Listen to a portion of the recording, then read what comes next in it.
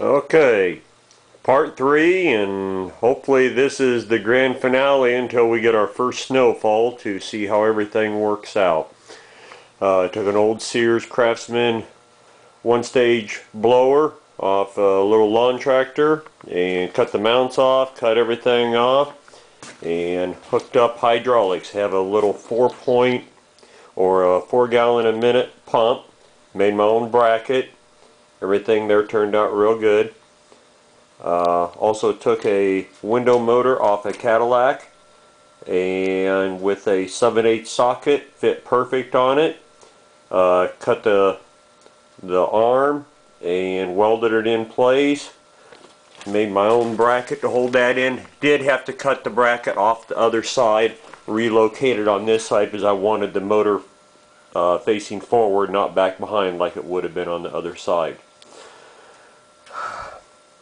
Okay, hooked everything up to a 3-way switch, and so everything now should be automated. I also did a control valve so we can adjust the chute. In a little bit. I'm tape recording, babe.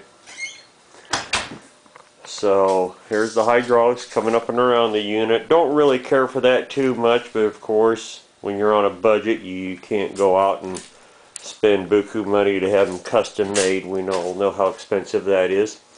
It is all hooked up to a 16-gallon a minute pump, which normally runs my backhoe. I do not know if I can get a good shot on that. There's also a 4-gallon a minute pump down there, and I converted everything over to chain drive. That runs strictly my loader. So of course the hydraulics for the snowblower will now be running off the 16-gallon a minute pump, running a 4-gallon a minute pump, which makes very high RPMs. But everything seems to be working good. Torque seems to be excellent.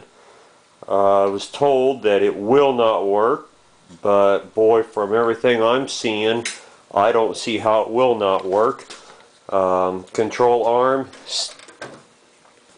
all the way down, and it does stick there.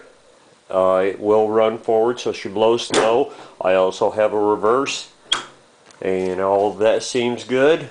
So I am going to start it up, and we're going to see how everything works.